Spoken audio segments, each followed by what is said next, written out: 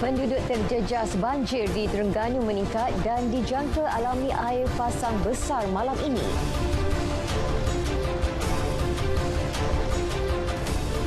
Yang di Pertuan Agong, Al-Sultan Abdullah titah mekanisme pengurusan bencana sentiasa ditambah baik.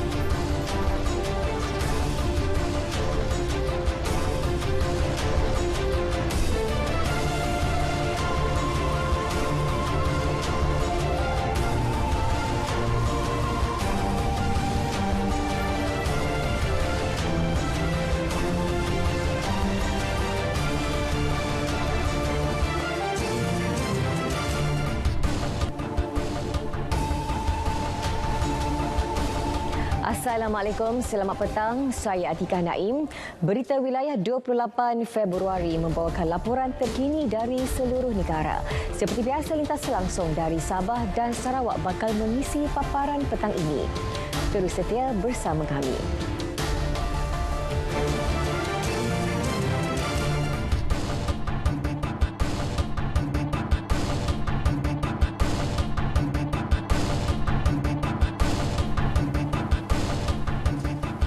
Baik saudara, sebelum ke perkembangan negeri-negeri, kita ikuti perkembangan ini.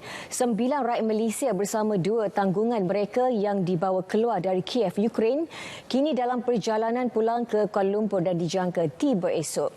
Perdana Menteri Datuk Seri Ismail Sabri Yaakob berkata seorang warga Singapura turut dibawa keluar bersama-sama konvoi rakyat Malaysia ke Poland. Menerusi hantaran di sosial medianya, Perdana Menteri berkata beliau menghargai ucapan terima kasih daripada Suruhanjaya Tinggi Singapura di Kuala Lumpur kerana membantu rakyat negara itu keluar dari Kiev. Katanya lagi, kerajaan Malaysia sentiasa meraihkan keagraban kedua-dua negara dan mengajak negara Republik itu untuk bekerjasama sebagai keluarga ASEAN. Semalam, Menteri Luar Datuk Seri Saifuddin Abdullah memaklumkan konvoi yang selamat tiba di Poland awal pagi semalam itu diketuai Kuasa Usaha Sementara Kedutaan Besar Malaysia di Ukraine, Fadilah Daud. Situasi banjir di Kelantan sedikit menurun berbanding tengah hari tadi.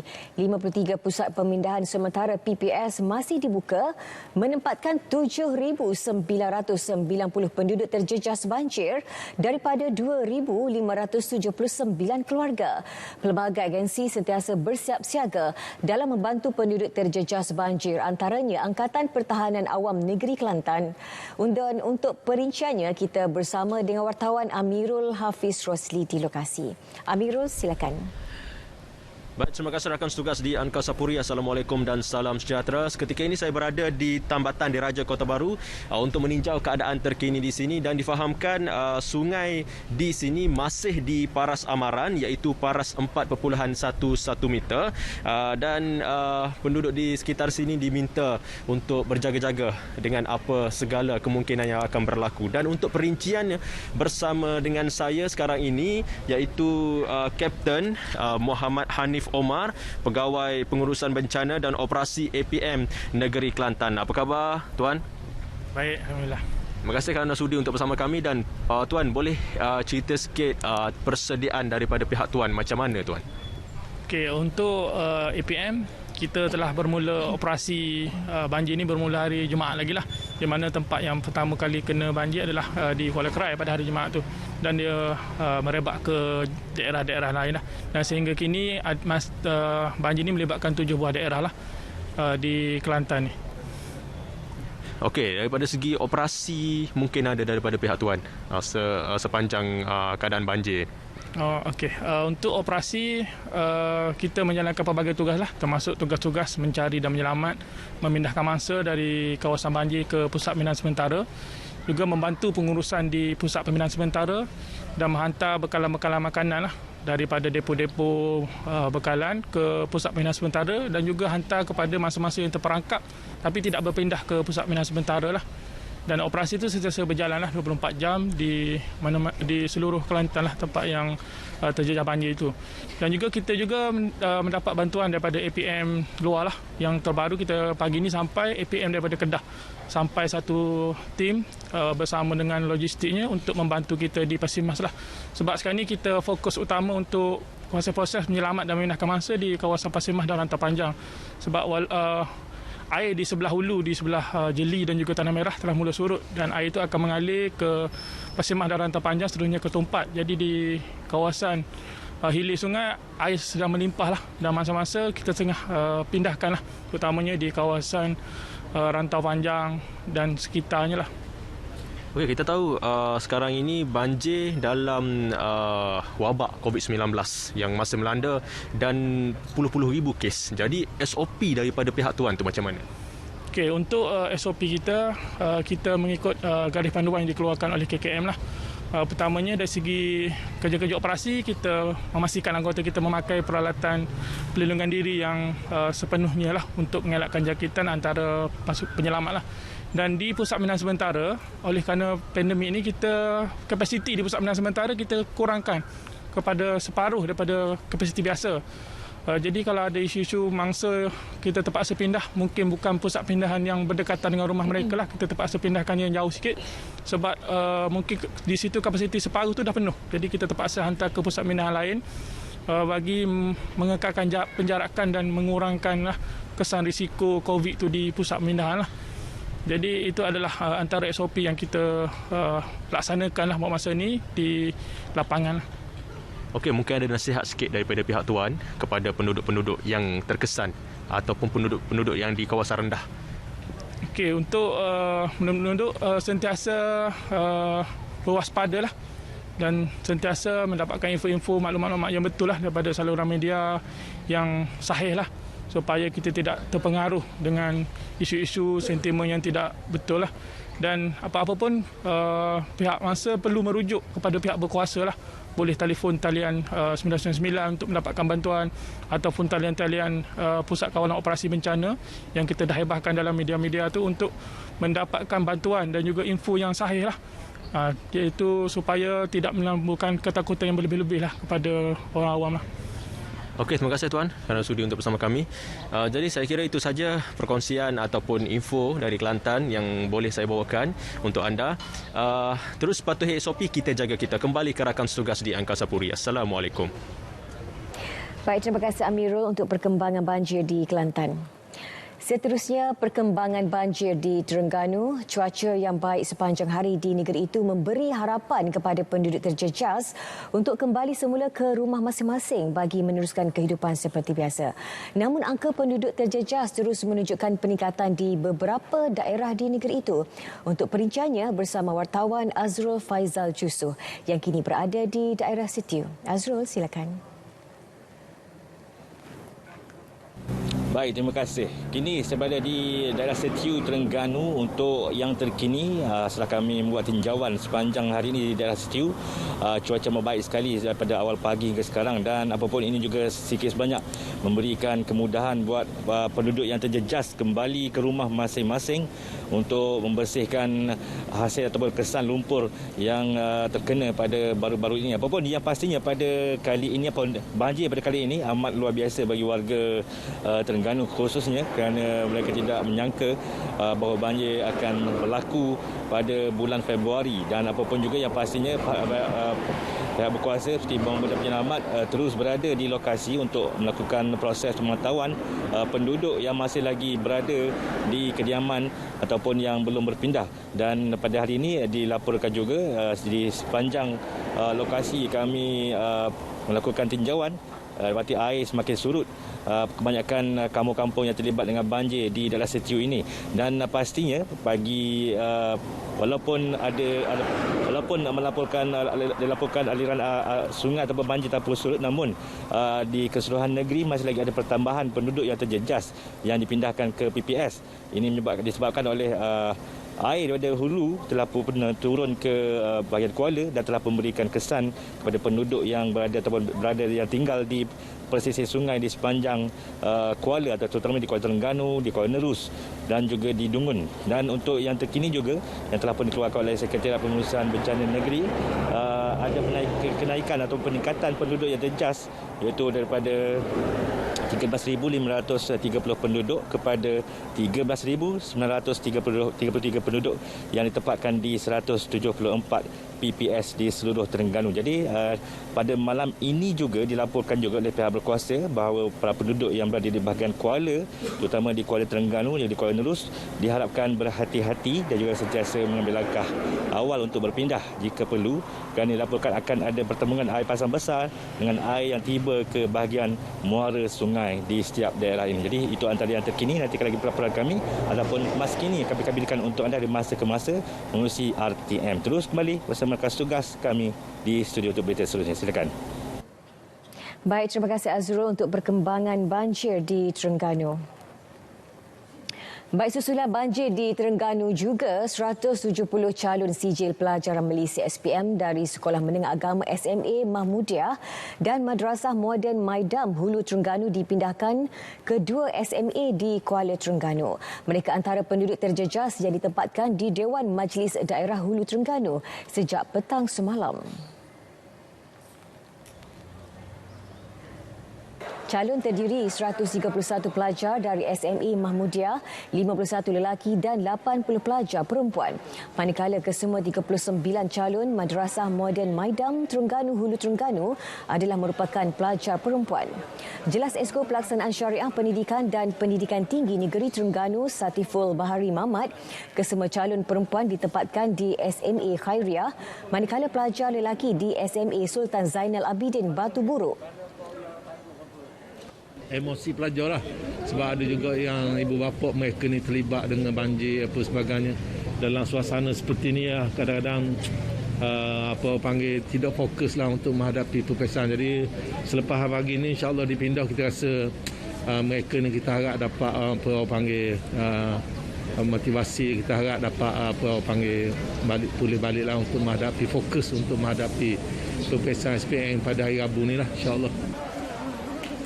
Kesemua calon SPM ini dibawa menaiki 6 buah bas yang disediakan Jabatan Hal Ehwal Agama Islam Negeri Terengganu. Sementara 60 calon dari Sekolah Menengah Imtiaz Hulu Terengganu telah dipindahkan ke Sekolah Imtiaz Kuala Terengganu malam tadi.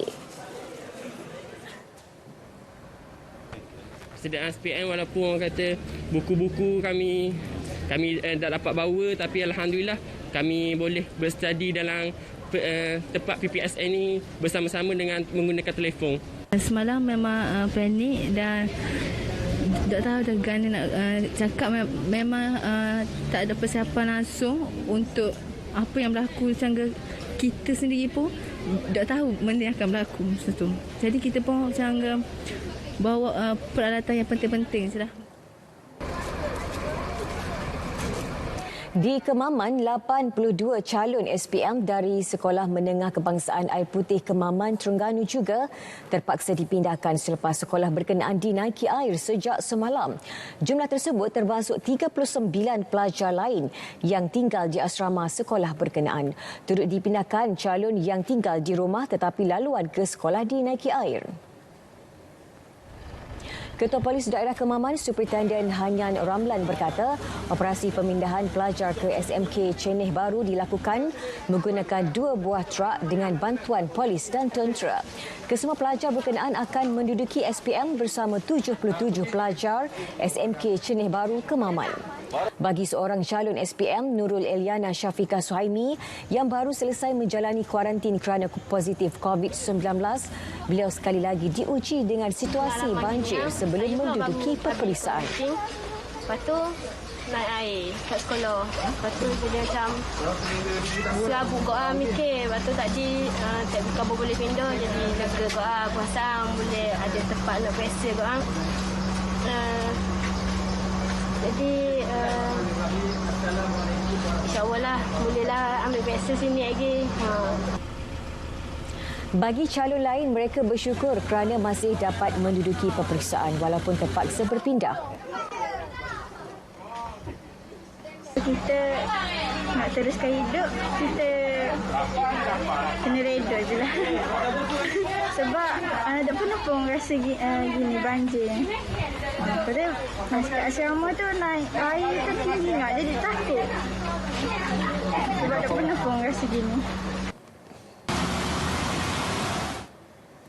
Penduduk berhampiran 12 muara sungai utama di Terengganu berisiko berikutan kenaikan paras air sungai malam ini. Timbalan Pengarah Jabatan Pengairan dan Saliran Negeri Osman Abdullah berkata, ia berikutan fenomena air pasang besar dijangka berlaku antara 8 hingga 9 malam ini dan berlanjutan hingga 5 Mac depan. Menurut Osman, risiko itu melibatkan 37 kampung di 8 buah daerah. Keadaan itu boleh menyebabkan peningkatan air di kuala sungai dan berisiko banjir jika berlaku pertembungan air sungai dari hulu yang meningkat sejak Khamis lalu. Bagaimanapun, kebanyakan sungai utama menunjukkan tren menurun dan dijangka kembali normal dalam tempoh 3 hingga 4 hari lagi. Sehingga 4 petang tadi, 3 sungai utama di Kemaman, Dungun dan Setiu melebihi paras bahaya. Hujan yang sangat lebat turun ni dalam tempoh beberapa hari menyebabkan tanah semua dah tepu dan semua menjadi air larian permukaan yang semuanya menuju ke sungai lah. Cuma kebimbangan di pihak kami pada hari ini dan juga beberapa hari ke depan iaitu ada air pasang. Kalau malam ini kita jangka pasang di sekitar ataupun dia punya peak kemuncaknya sekitar pukul 8.30 antara pukul 8 hingga pukul 9 malam. Terdahulu, Osman meninjau bilik gerakan banjir JPS Negeri di Kuala Terengganu. Mengulas lanjut, beliau berkata banjir di Hulu Terengganu disebabkan keadaan hujan luar biasa di sungai dengan taburan hujan melebihi 1,000 mm dalam tempoh 4 hari. Mekanisme pengurusan bencana perlu sentiasa ditambah baik dengan melibatkan peranan dan tanggungjawab rentas sosial. Yang di-Pertuan Agong Al-Sultan Abdullah Riayatuddin Al-Mustafa Billah Shah menegaskan penyelarasan antara kerajaan persekutuan, kerajaan negeri dan pihak berkuasa tempatan juga hendaklah dilaksanakan secara berterusan. Titah baginda lagi, pembangunan sistem amaran bencana berpusat dan peningkatan sistem saliran terutamanya di kawasan berpenduduk padat khususnya di lokasi yang berisiko tinggi berlaku bencana juga perlu terus dipergiat.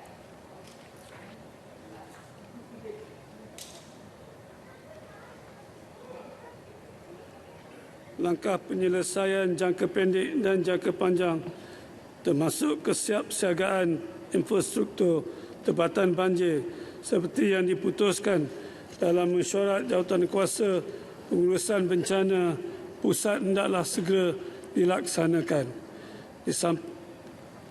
Di samping itu, pelaksanaan kerja-kerja pembersihan awam dan penyelenggaraan kemudahan tempatan banjir hendaklah dilakukan secara berkala.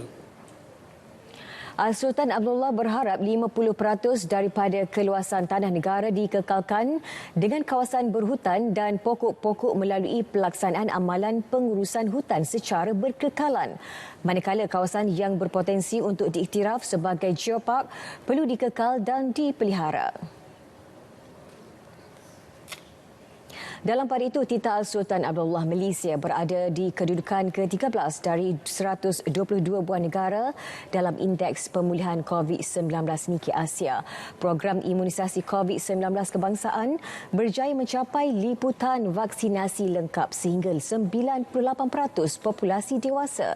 Baginda turut menyeru bagi memastikan imuniti kekal pada tahap optimum dan sebagai benteng dalam menghadapi varian baru, semua rakyat perlu mendapatkan dos penggalak menerusi program yang sedang dilaksanakan oleh kerajaan.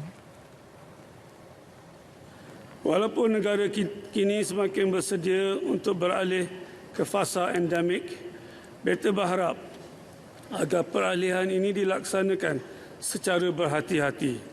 BETA menyokong strategi pengujian COVID-19 kebangsaan dan tindakan afirmatif kerajaan untuk mengurangkan harga kit ujian kendiri sebagai langkah pengukuhan tindakan kesihatan awam dan permekasaan komuniti.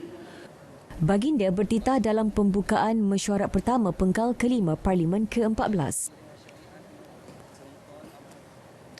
Program penstabilan dan penyeragaman harga perlu dilaksana secara berterusan bagi mengelak rakyat terus terhimpit dengan kos sara hidup.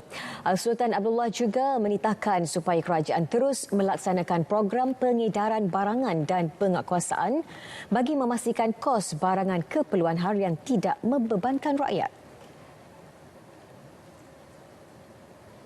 Bagi memastikan rakyat better tidak terhimpit dengan kenaikan kos sara hidup dan kos barangan keperluan harian, program penstabilan dan penyeragaman harga, program pengedaran barangan serta penguatkuasaan yang berterusan perlu dilaksanakan sebaik-baiknya. Beta mengalu-ngalukan inisiatif kempen beli barangan Malaysia dan program jualan Malaysia bagi menyokong pemulihan ekonomi domestik. Program ini berupaya menawarkan sumber pekerjaan dan pendapatan baru melalui pemerkasaan industri franchise dan jualan langsung. Tita baginda pelaksanaan program jualan keluarga Malaysia yang dilaksanakan di seluruh negara membolehkan rakyat untuk mendapatkan barangan keperluan dengan harga yang berpatutan. Usaha ini juga selaras dengan aspirasi untuk menjaga kebajikan rakyat, membantu mengurangkan kos sara hidup dan meningkatkan taraf hidup rakyat. Dalam pada itu, usaha membasmi miskin tegar menjelang 2025 melalui tindakan bersepadu perlu diberi tumpuan. Sultan Abdullah bertitah semua pihak harus menggembling tenaga dan memberikan komitmen tinggi agar taraf hidup golongan miskin tegar dapat ditingkatkan melalui peningkatan pendapatan yang mampan. Beta turut menyambut baik usaha yang diterajui oleh Majlis Perlindungan Sosial yang telah memberi dimensi baru dalam mengukuh sistem perlindungan sosial negara.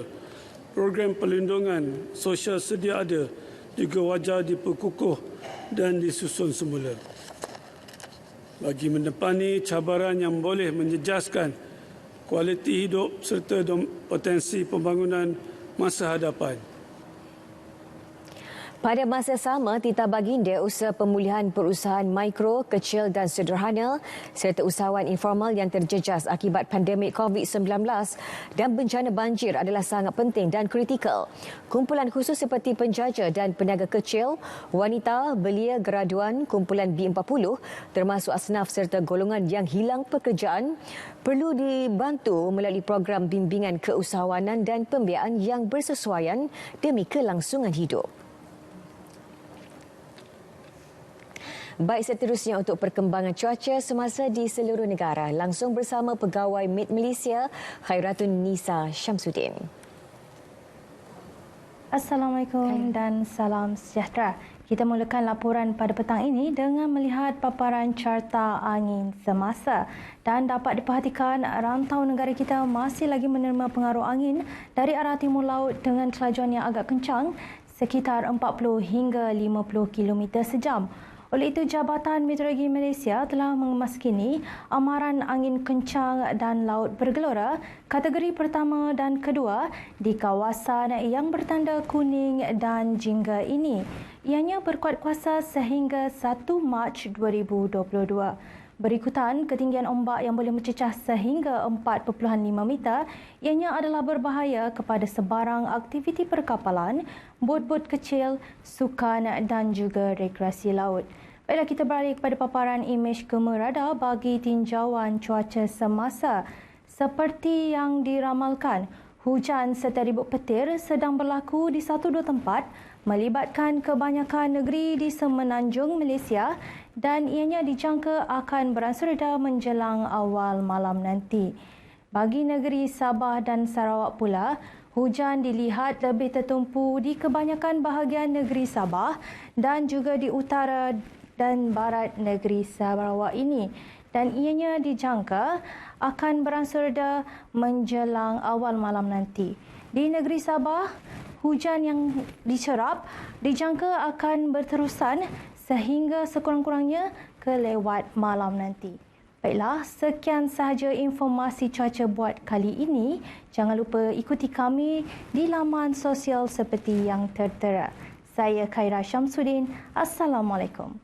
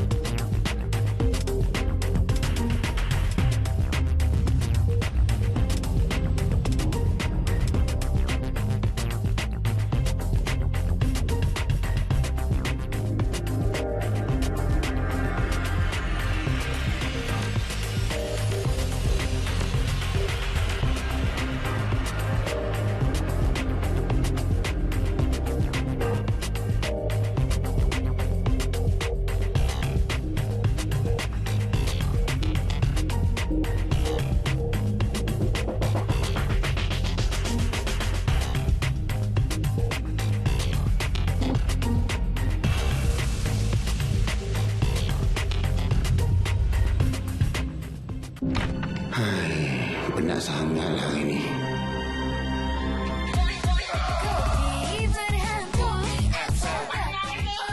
Hang apa cita? Penat. FCKV kan ada.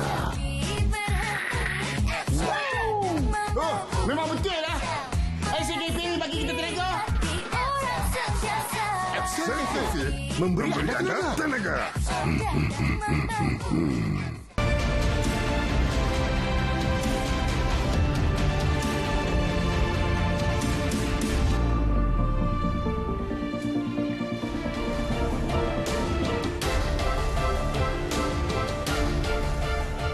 Bersua kembali, Johor menjangkakan lebih 200,000 undi pos sekiranya rakyatnya yang masih berada di negara jiran Singapura dapat menunaikan tanggungjawab menerusi kaedah itu.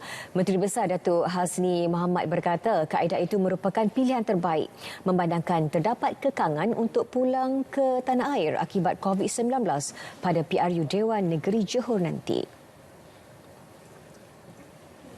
During this state election, what we have request is that the postal vote is allowed, even though they are not allowed to vote at our embassy in Singapore.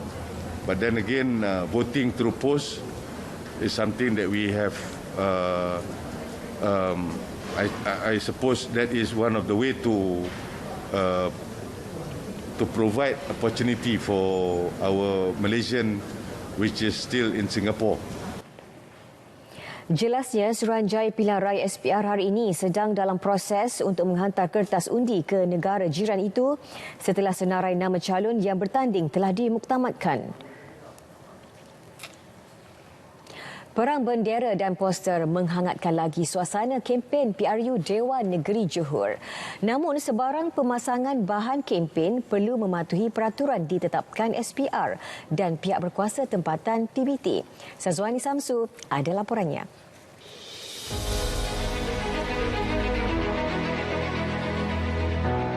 Bahang berkempen semakin rancak di segenap penjuru kawasan Gambir dan Tangkak. Bagi menjamin keselamatan dan keharmonian masyarakat setempat, pemasangan bahan kempen perlulah berlandaskan peraturan yang ditetapkan PBT. Saya ingin nasihatkan untuk masing-masing menjaga sensitiviti parti lawan masing-masing. Sensitiviti orang ramai, tidak membuat kacau ganggu, tidak mengganggu perjalanan lalu lintas dan juga tidak merosakkan harta awam. Pemasangan bendera di premis persendirian tidak dibenarkan kecuali premis tersebut milik parti ataupun parti telah mendapat persetujuan daripada pemilik premis. Parti-parti ini perlu membayar deposit RM3,000 kepada SPR dan RM5,000 kepada PBT. Jadi di Majlis Tangkak ada beberapa tempat yang kita dah kenal pasti tidak boleh dipasang, terutamanya di lampu isyarat. Lampu isyarat di Bandar Tangkak ni, di IPD Tangkak ni. Yang keduanya ialah di depan Tol Tangkak. ketiganya di sepanjang perjalanan daripada Tanjung Angas ke persimpangan traffic light di sana, dan beberapa lagi tempat lah. Perkara ini memang kita dah maklumkan kepada semua parti lah, dan mereka maklum tentang tempat-tempat larangan SOP ini. Kegairahan dalam berkempen bukan alasan untuk tidak mematuhi peraturan yang telah ditetapkan Suruhanjaya Pilihan Raya dan pihak berkuasa tempatan. Sekiranya terdapat sebarang pemasangan bahan berkempen yang menimbulkan kacau ganggu ataupun melanggar peraturan, anda sebagai masyarakat boleh melaporkan terus kepada pihak berkuasa tempatan ataupun polis Diraja Malaysia. Sazwani Samsu, Berita RTM. Kreativiti dalam berkempen termasuklah memaksimumkan penggunaan media sosial seperti Facebook. Jika bijak menggunakan medium ini, tercapailah hasrat untuk mendekati pengundi tanpa kempen fizikal. Kita ikuti antara strategi dilakukan parti dan calon PRU Dewan Negeri Johor di Facebook.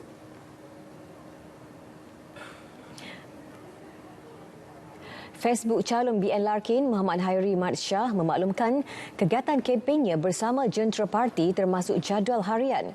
Hantaran menyantuni jentera BN di pusat daerah mengundi Kampung Melayu Macidi 2 turut disertakan. Begitu juga buat rakan seperjuangannya calon BN Kuala Iskandar Panda Ahmad.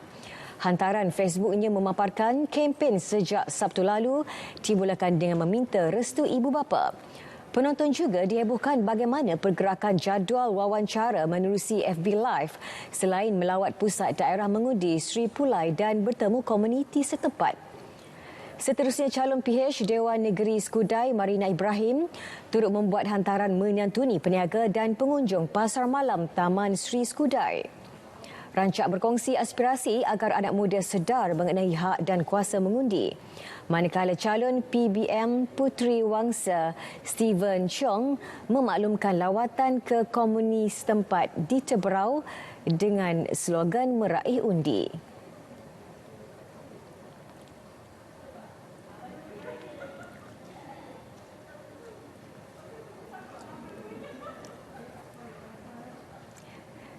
Calon PN Larkin Zulkifli Bujang pula memaparkan suasana minum pagi bersama komuniti setempat di samping bertukar maklumat mengenai isu lokaliti.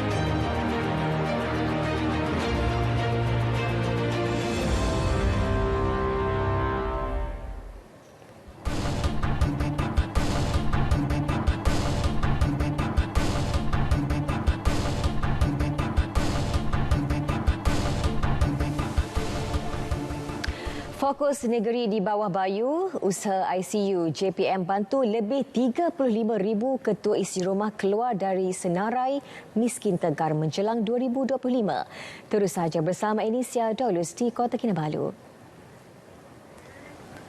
Baik, Atika. Unit Penyelarasan Pelaksanaan ICU Jabatan Perdana Menteri menyasarkan 35,489 ketua isi rumah KIR miskin tegar di negeri ini dikeluarkan daripada kategori tersebut menjelang tahun 2025. Menurut Pengarah Pejabat Pembangunan Negeri Sabah Nur Alam Han, Wahid Han, pihaknya akan menerajui usaha dengan melaksana program kemahiran asas bagi membantu golongan tersebut.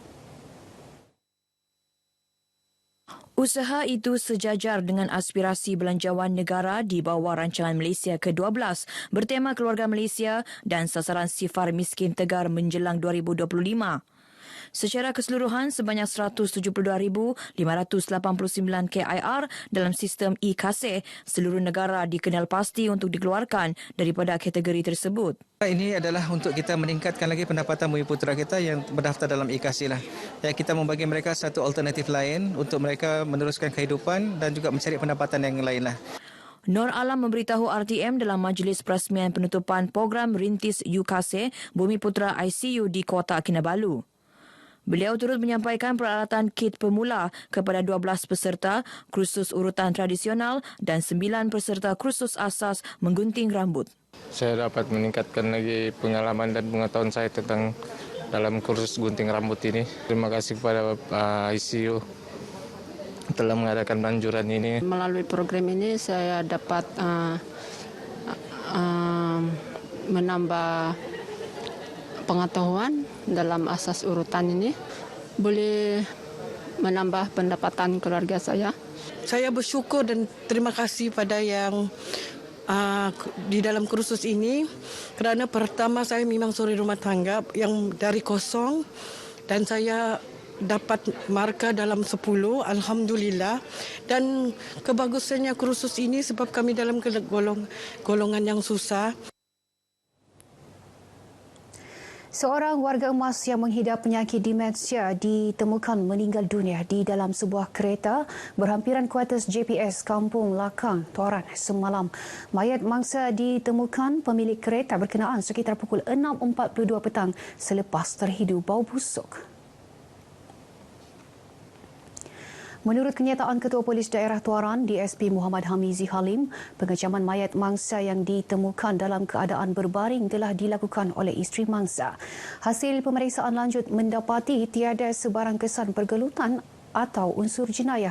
Terdahulu mangsa dilaporkan keluar dari rumahnya di Kampung Tambalugu, Tuaran sejak 26 Februari lepas sekitar pukul 4 pagi. Mangsa dikatakan sering hilang ingatan kemudian memasuki mana-mana kereta walaupun bukan milik keluarganya.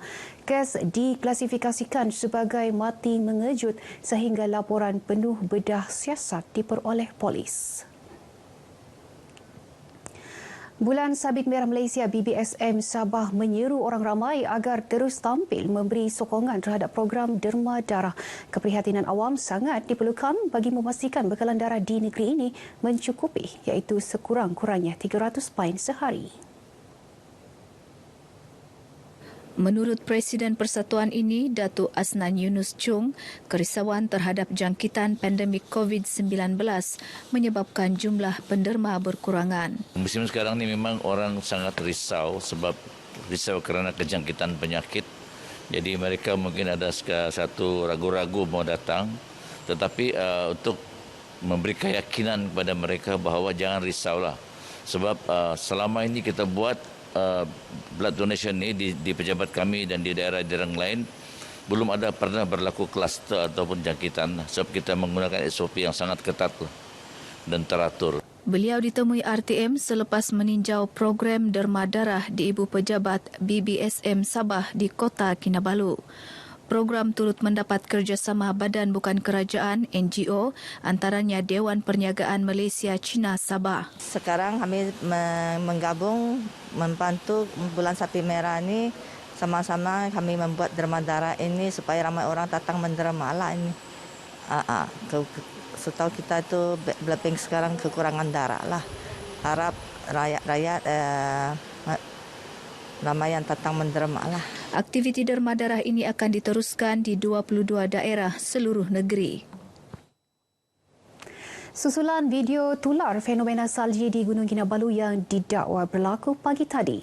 Ketua Pengarah Jabatan Meteorologi Malaysia Muhammad Helmi Abdullah melalui kenyataannya mengesahkan fenomena tersebut disebabkan pembentukan salji yang boleh berlaku di kawasan tanah tinggi seperti Gunung Kinabalu. Meskipun fenomena ini jarang berlaku di negara ini, keadaan cuaca sejuk iaitu 0 darjah Celsius atau di bawah takat beku dengan kelembapan mencukupi dan keadaan cuaca tidak berangin boleh menyumbang kepada pembentukan salji. Fenomena salji turun di Gunung Kinabalu itu sempat disaksikan beberapa pendaki dan maling gunung.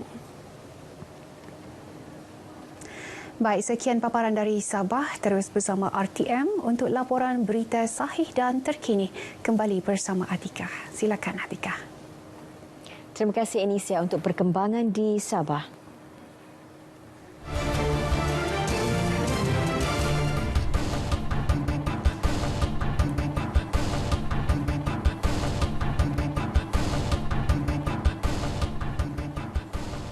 Seterusnya kita ke Sarawak. Kerajaan negeri komited membendung gejala rasuah dan salah guna kuasa khususnya dalam sektor awam. Untuk perinciannya, kita terus saja bersama Buma Wiyin. Buma, silakan. Baik, Tika, terima kasih. Sehubungan itu, Kerajaan Sarawak giat membudayakan integriti dalam sektor awam bagi memastikan gejala rasuah dan salah guna kuasa dapat dibendung. Menurut Ketua Menteri Datuk Patinggi Tan Sri Abang Johari Tonopeng, Sarawak berada pada landasan yang betul apabila asas yang kukuh telah dibina dengan objektif yang jelas bagi menangani isu rasuah. Menerusi teks ucapan beliau sempena Majlis Amanat Perdana Integriti 2022 di Sibu yang disampaikan oleh timbalannya, Dato' Amar Douglas Sugambas katanya pelbagai inisiatif telah dilaksanakan bagi menjadikan Sarawak selangkah ke depan berbanding negeri lain di Malaysia dengan mewujudkan unit integriti dan ombudsman sebagai mekanisme semak dan imbang bagi memastikan kepentingan awam sentiasa dipelihara. Saya secara peribadi percaya bahawa dalam sistem kerajaan terbuka, berpaksikan ketelusan, accountability dan integriti, kita telah sentiasa memberi perkhidmatan yang terbaik kepada rakyat seluruh. Oleh itu, marilah kita berganding bahu untuk sama-sama memajukan Sarawak dengan masyarakat berbilang kaum yang hidup harmoni dan aman. Tambahnya, sokongan padu daripada setiap lapisan masyarakat adalah sangat penting bagi menentukan kejayaan pembudayaan integriti termasuk hubungan di antara kerajaan dan rakyat hendaklah sentiasa dipelihara. Beliau turut berharap agar setiap individu memainkan peranan masing-masing dengan menjuarai integriti dan bukan hanya menjadikannya sebagai satu prinsip serta nilai, malah harus dipraktikkan dalam setiap perbuatan.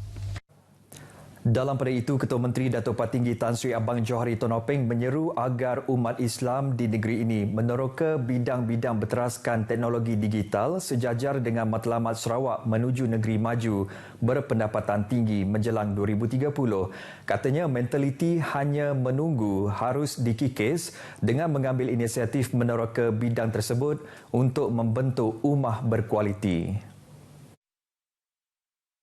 Jelas beliau lagi berbaki 8 tahun untuk mencapai matlamat itu, pelbagai projek pembangunan sedang rancak dilaksanakan. Ia termasuk beberapa buah jambatan yang dibina menghubungkan kawasan pesisir yang dijangka siap dalam masa 3 tahun lagi. Justru itu ujarnya adalah penting bagi umat Islam di kawasan sekitar untuk bersedia menerima dan mengambil bahagian dalam perubahan sosio-ekonomi itu kelak. Datuk Patinggi Tan Sri Abang Johari berkata demikian semasa merasmikan Majlis Tilawah dan Menghafaz Al-Quran peringkat negeri Sarawak kali ke-61 bertempat di Kompleks Islam malam tadi. Baik, sementara itu, Yang di-Pertua Majlis Islam Sarawak MIS Datuk Misnu Taha berkata MIS telah mengambil pendekatan proaktif membantu institusi tahfiz di negeri ini didaftarkan. Katanya MIS menjalinkan kerjasama erat bersama jabatan dan agensi bertanggungjawab yang membantu memudahkan proses pendaftaran tersebut. Jelasnya perkembangan pengajian dan institusi tahfiz ketika ini di Sarawak amat memberangsangkan. Kesedaran masyarakat Islam di Sarawak umumnya tentang keperluan mendekatkan diri dengan Al-Quran semakin tinggi dan mendapat perhatian. Ia sekaligus menyumbang kepada usaha mewujudkan banyak institusi tahfiz yang masing-masing telah menawarkan program pengajian tahfiz Al-Quran dalam pelbagai bentuk dan kaedah. Selain itu, penyerahan Mahat Tahfiz Tun Abdul Rahman Yaakob Matari kepada MIS merupakan salah satu usaha Kerajaan Sarawak untuk memartabatkan institusi tahfiz di Sarawak. Pengubahan kaedah institusi tahfiz juga adalah untuk memastikan kebajikan, pembangunan dan hala tuju institusi supaya lebih terjamin. Selain itu, MIS menerusi tabung Baitul Mal juga memberi bantuan bagi pelajar-pelajar tahfiz melanjutkan pengajian mereka di institusi tersebut. Perkembangan berkaitan membentuk kepribadian unggul merupakan salah satu objektif penganjuran program Kembara Hijrah Anjuran Biro Perkhidmatan Pendidikan Islam Sarawak MIS dengan kerjasama Jawatan Kuasa Pengurusan Masjid Jannatul Firdaus Limbang. Program yang menyasarkan 17 peserta yang berusia 14 hingga 20 tahun itu antara lain untuk melengkapkan penghijrahan golongan belia melalui model yang diketengahkan dalam 2 hari program tersebut berlangsung. Para peserta yang ditemui pemberita menyambut baik penganjuran program berkenaan. Pendapat saya dalam program Kemara Hijrah pada tahun ini dapat mengajar kita tentang hijrah dan dapat mengeratkan silaturahim di antara peserta dan pihak penganjur. Di Kemara Hijrah saya dapat mengisi masa lapang. Dalam pandemik ni saya dapat meyakinkan diri supaya menjadi lebih baik. Pendapat saya program ni baiklah untuk supaya belia-belia indah terpengaruh. Diharapkan program ni adalah dipanjangkanlah supaya lagi banyak aktiviti dapat buat. Turut hadir pada program yang diadakan di Limbang itu ialah Timbalan Pengarah Biro Perkhidmatan Pendidikan MAS Abang Mat Ali Abang Masagus. Dalam ucapannya turut menyatakan program itu sebahagian daripada inisiatif Biro menyatakan program berasaskan komuniti khusus mendekati golongan belia untuk melengkapkan penghijrahan generasi muda melalui model berkonsepkan Islamik yang ditampilkan. Baik saudara, sekian berita dari Sarawak. Kita kembali bersama Atikah di Angkasa Puri. Silakan Atikah. Baik, terima kasih Buma untuk perkembangan di Sarawak.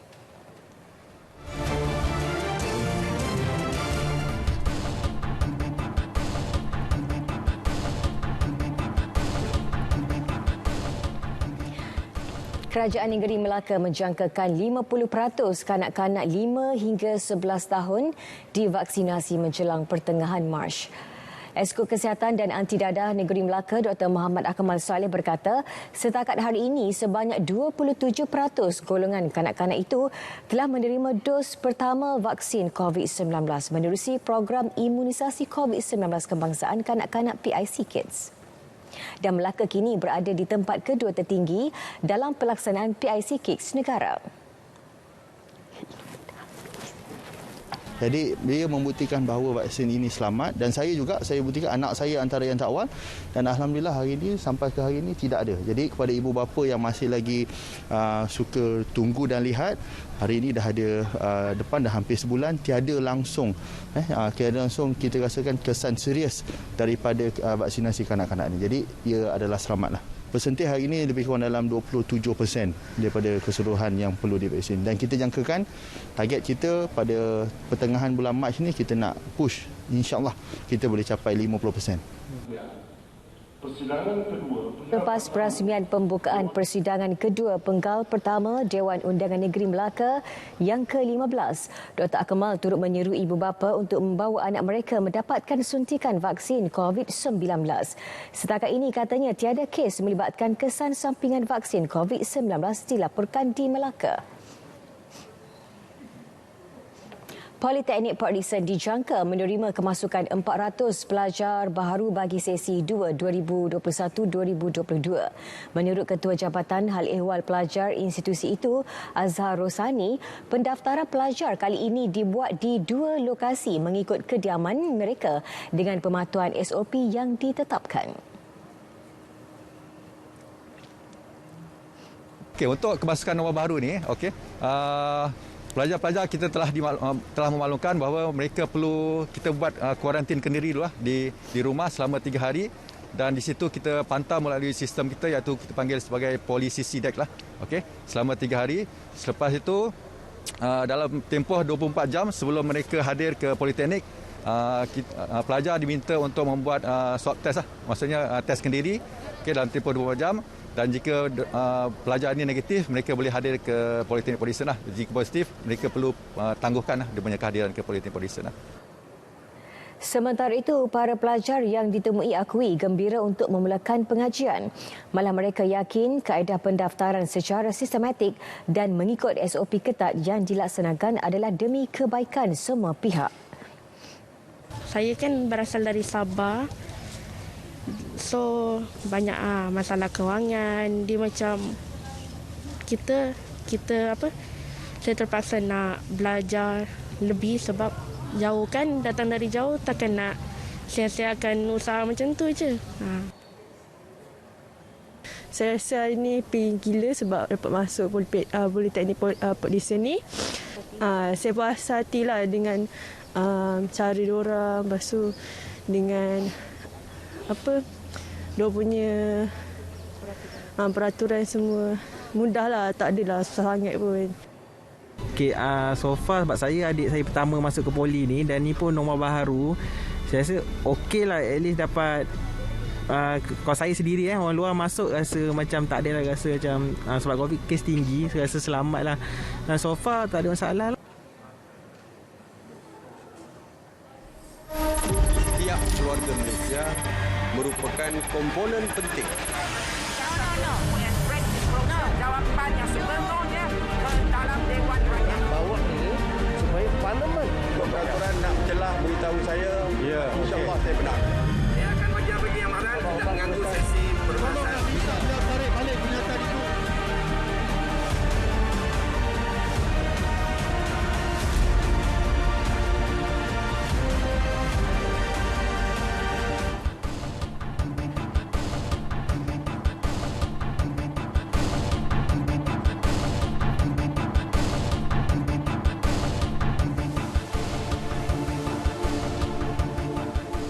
Bersua kembali. Kementerian Pelancongan Seni dan Budaya MOTEK menambah baik kriteria pemohon bantuan khas menerusi bantuan kewangan tahun 2022 yang bagi memastikan lebih ramai pengusaha pelancongan mendapat manfaat daripada bantuan tersebut sekaligus membantu industri pelancongan negara kembali pulih serta terus berdaya saing. Justru MOTEK menyeru semua pemain industri pelancongan yang layak mengambil peluang ini dan mengemukakan permohonan secara dalam talian kepada MOTEK mulai esok hingga 15 Mac depan. Melalui bantuan berkenaan sebanyak RM9,000 akan diberi kepada syarikat pengendalian pelancongan dan syarikat Malaysia My Second Home, manakala pengusaha spa dan pusat urutan kaki akan menerima sebanyak RM3,000. Bagi pemandu pelancong pula akan menerima sebanyak RM1,500 dan pengusaha inap desa sebanyak RM1,800. Pembayaran akan dilaksanakan 2 kali mulai bulan Mac dan Mei tahun ini. Untuk maklumat lanjut, layari laman sesawang rasmi MOTEK di www.motek.gov.my. Sepandai-pandai tupai melompat akhirnya jatuh juga. Seramai 572 tokan dadah di seluruh negara terutamanya di penempatan Felda dan Program Perumahan Rakyat Termiskin PPRT ditangkap dalam operasi tapis khas Siri 2 oleh Jabatan Siasatan Jenayah Narkotik JSJN Bukit Aman pada 23 hingga 25 Februari lepas. Menurut pengarah JSJN Bukit Aman, Datuk Ayub Khan Maidin Piche berkata sebanyak 745 kilogram dan 283 liter pelbagai dadah serta pokok ganja bernilai lebih RM10 juta telah pun dirampas. Timbalan KPKL. Operasi membabitkan 125 penempatan rancangan Felda dan 222 kawasan PPRT. Sepanjang operasi seramai 4,579 individu ditahan dan diperiksa. 572 adalah tokan, 1,850 adalah penagih dan 185 adalah wanted person yang dikenaki. Kesemua suspek ditangkap di bawah disiasat di bawah pelbagai seksyen termasuk 39B, 39A, 6B, 39A bracket 1, 39C dan lain-lain seksyen tuan-tuan. Dan jumlah tangkapan yang kita buat tuan-tuan di bawah seksyen 39B adalah seramai 164 orang. Di bawah seksyen 39A bracket 2 110. Di bawah seksyen 39A bracket 1 295. Di bawah seksyen 39C 246. Dan juga lain-lain seksyen tuan-tuan. Turut dirampas pelbagai sitaan aset sindiket dianggarkan RM1 juta. Sementara itu pada 22 Februari lalu, JSJN Kuala Lumpur telah berjaya merampas kira-kira 260 kg dadah syabu bernilai RM9 juta dan menahan 2 suspek di 2 lokasi berbeza. Kes akan disiasat di bawah Seksyen 39B ADB 1952 dan suspek akan direman 7 hari. Kedua-dua suspek positif dadah metafetamin.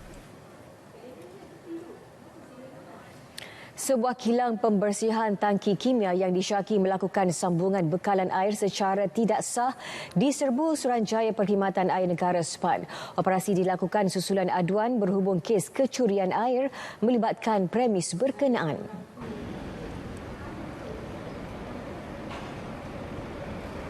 Serbuan di Taman Perindustrian Pulau Indah, Pelabuhan Kelang itu mendapati pemilik kilang melakukan satu sambungan secara terus daripada paip utama milik air Selangor dengan menggunakan paip jenis HDPE berukuran 50 mm. Menurut Eksekutif Unit Komunikasi, Korporat dan Hal Ehwal Pengguna SPAN, Ida Murni Marlina Ali, sambungan dari paip poli tersebut bertujuan mendapatkan bekalan air bagi menampung aktiviti harian kerja-kerja pembersihan tangki kimia dan pekerja mereka. Di bawah 123 kurungan 1 dan juga pihak Air Selangor pun akan keluarkan notis kesalahan juga menuntut kerugian, betul? Menuntut kerugian daripada pihak pemaju.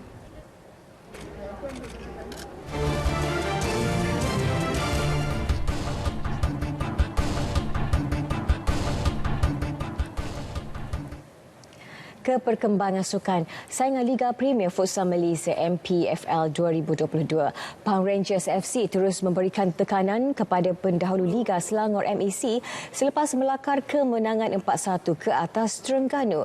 Selain itu, kelab Shah Alam meraih 3 mata selepas menundukkan KPT PSC Mustang 1-0.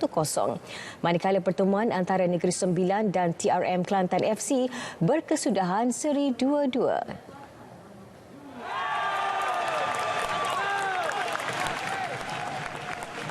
Menghampiri penghujung saingan Liga, skuad Pahang Rangers berjaya merapatkan jurang mata apabila hanya dibezakan dengan 1 gol terhadap Selangor MAC.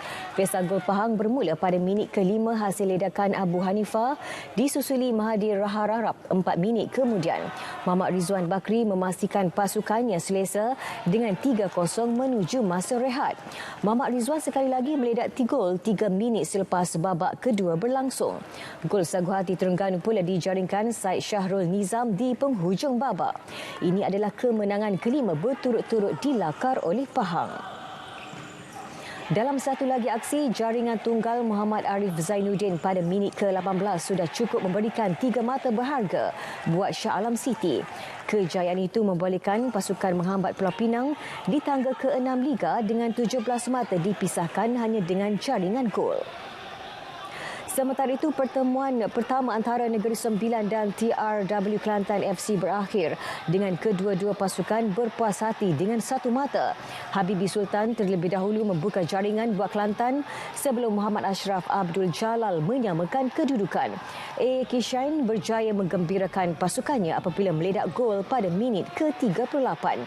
Namun Imran Syamin berjaya memadamkan kelebihan berkenaan 2 minit kemudian.